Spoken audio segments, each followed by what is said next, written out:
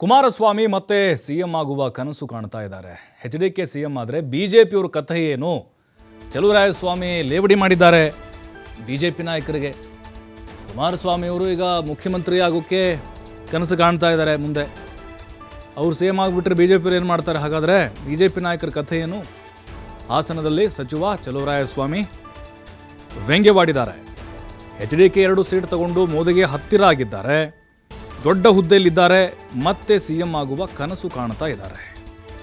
CM ಆದರೆ ಜಗದೀಶ್ ಶೆಟ್ಟರು, ಬಸವರಾಜ ಬೊಮ್ಮಾಯಿ ಅವ್ರ ಕಥೆ ಏನಾಗಬೇಕು? ಎಚ್ಡಿಕೆ ವಿರುದ್ಧ ಲೇವಡಿ ಮಾಡಿದ್ದಾರೆ ಸಚಿವ ಚಲುವರಾಯಸ್ವಾಮಿ.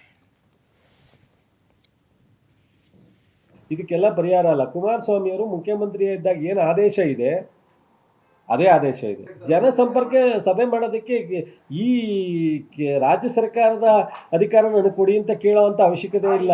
ಬಟ್ ಆದರೆ ಯಾವ ಕುಮಾರಸ್ವಾಮಿ ಮುಖ್ಯಮಂತ್ರಿ ಇದ್ದಾಗ ಈ ಕಾನೂನಿತ್ತು ಅದೇ ಕಾನೂನು ಇವತ್ತು ಇರೋದು. ಚಿತ್ರದುರ್ಗದಲ್ಲಿ ನಾರಾಯಣ ಸ್ವಾಮಿ ಈ ಥರ ನಾವು ಜನತಾ ದರ್ಶನ ಮಾಡಬೇಕು ಅಂತ ಕೇಳಿದಾಗಲೂ ಅದೇ BJP ಸರ್ಕಾರ ಇದ್ದಾಗ ಮಾಡಲಿಕ್ಕೆ ಅವಕಾಶ ಇಲ್ಲ ಅಂತ ಬರೆದಿದ್ದಾರೆ.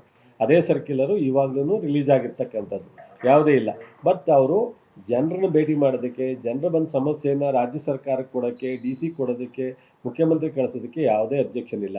ಅವರು ರಿವ್ಯೂ ಮಾಡೋಕ್ಕೆ ಅಧಿಕಾರದ್ದು ಸೆಂಟ್ರಲ್ ಸ್ಪಾನ್ಸರ್ ಸ್ಕೀಮ್ ಮಾತ್ರ ದಿಸಾ ಮೀಟಿಂಗನ್ನು ಕರೀಲಿಕ್ಕೆ ಅವಕಾಶ ಇದೆ. ಅದರಲ್ಲಿ ಆ ಸ್ಕೀಮನ್ನು ಮಾತ್ರ ರಿವ್ಯೂ ಮಾಡಲಿಕ್ಕೆ, ರಾಜ್ಯ ಸರ್ಕಾರದ ಯೋಜನೆಗಳನ್ನ, ರಾಜ್ಯ ಸರ್ಕಾರದ ಕೆಲಸಗಳನ್ನ ರಿವ್ಯೂ ಮಾಡಲಿಕ್ಕೆ ಅವರಿಗೆ ಅವಕಾಶ ಇಲ್ಲ ಅಂತ ಇಡೀ ರಾಷ್ಟ್ರದಲ್ಲಿ ಅವರು ಒಂದು ಜಿಲ್ಲೆಗೂ ಅಲ್ಲ, ಒಂದು ರಾಜ್ಯಕ್ಕೂ ಅಲ್ಲ. ಅವ್ರು ಹೇಳ್ತಾರೆ, ನಾನೇನು ಅವ್ನು ಕೇಳ್ಬರ್ಬೇಕೇನ್ರಿ ಚಲುವರಾಯಸ್ವಾಮಿನ ಮಂಡ್ಯಕ್ಕೆ ಅಂತ.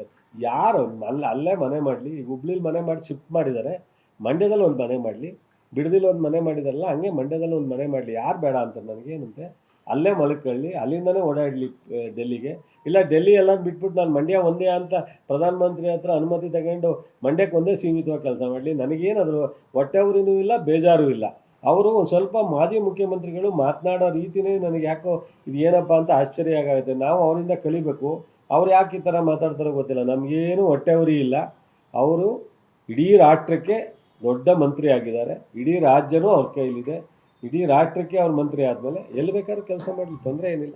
ಇದಕ್ಕೆಲ್ಲ ಪರಿಹಾರ ಅಲ್ಲ. ಕುಮಾರಸ್ವಾಮಿ ಅವರು ಮುಖ್ಯಮಂತ್ರಿ ಇದ್ದಾಗ ಏನು ಆದೇಶ ಇದೆ ಅದೇ ಆದೇಶ ಇದೆ. ಜನಸಂಪರ್ಕ ಸಭೆ ಮಾಡೋದಕ್ಕೆ ಈ ರಾಜ್ಯ ಸರ್ಕಾರದ ಅಧಿಕಾರ ನನಗೆ ಕೊಡಿ ಅಂತ ಕೇಳೋ